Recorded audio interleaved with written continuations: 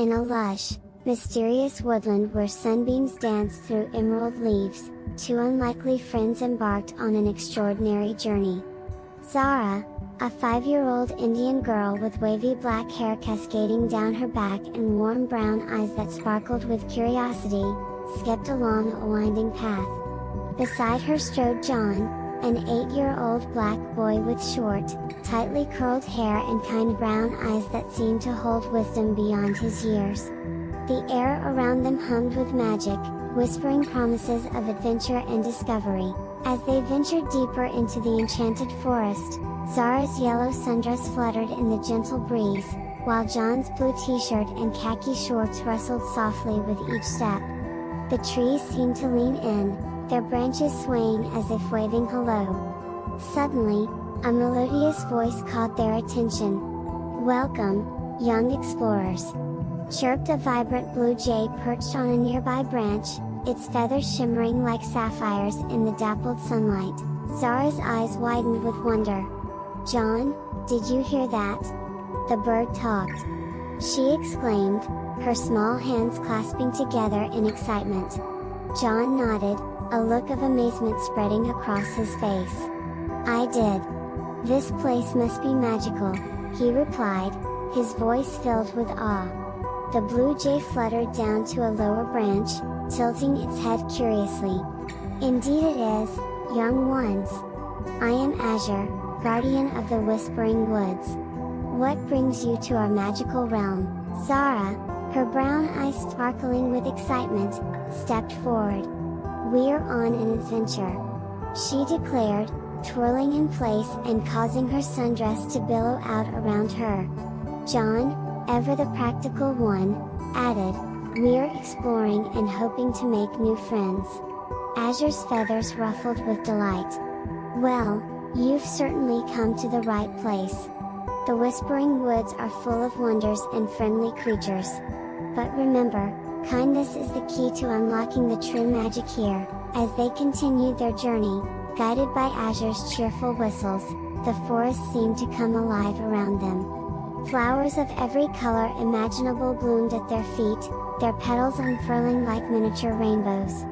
Zara giggled as a group of tiny, glowing fireflies danced around her head, creating a twinkling halo in the air.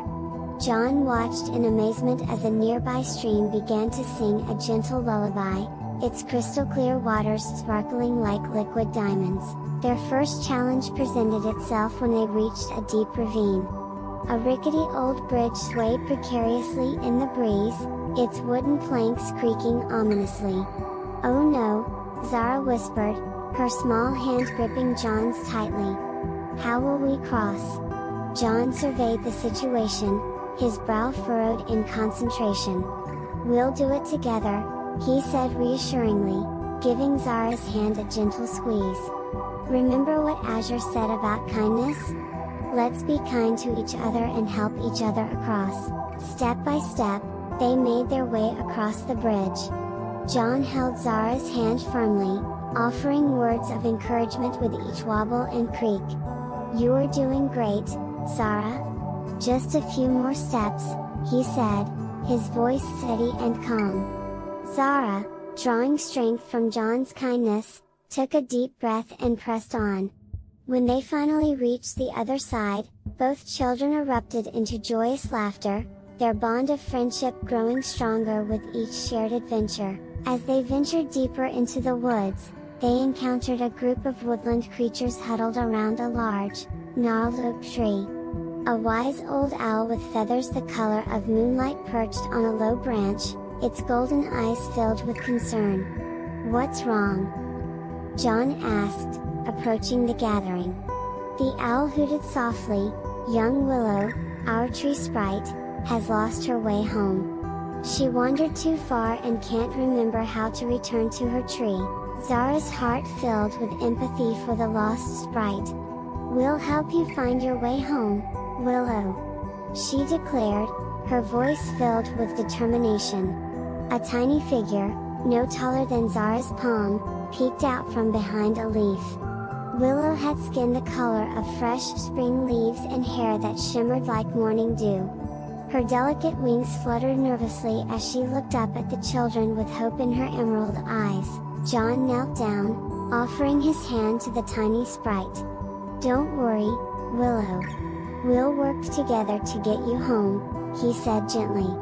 Willow hesitantly climbed onto his palm, her tiny form weightless as a feather. The group set off, following clues in nature, the direction of flowing streams, the lean of ancient trees, and the whispers of the wind. Along the way, they encountered other magical beings who offered guidance and encouragement. As they traveled, Zara and John learned valuable lessons about teamwork and perseverance.